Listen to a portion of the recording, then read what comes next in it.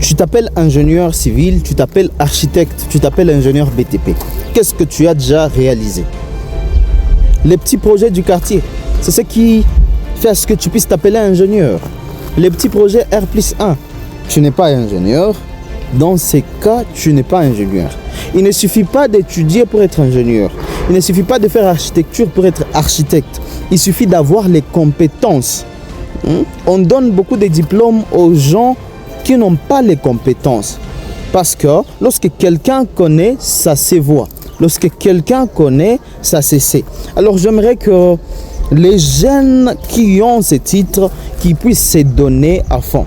Qu'ils puissent se donner à fond. Puisque ce sont des titres qui demandent plusieurs responsabilités, qui demandent beaucoup plus de connaissances. Voilà pourquoi je suis en train de dire tous les jours que lorsque quelqu'un s'appelle ingénieur, lorsque quelqu'un s'appelle architecte, il y a des choses qu'il ne doit pas faire.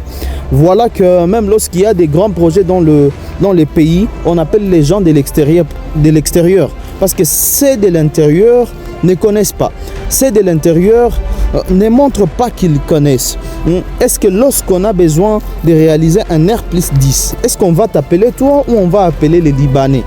Voilà les questions qu'il faut se poser. Pose-toi ce genre de questions. Est-ce que toi tu es en mesure de réaliser les gratte-ciel?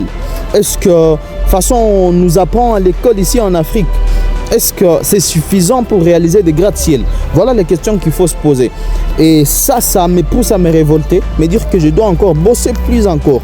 Voilà, je réalise des grands projets, mais je me dis que ce n'est pas suffisant.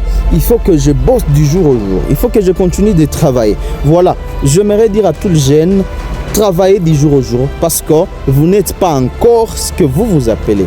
Vous n'êtes pas encore ce que vous prétendez être. Merci beaucoup.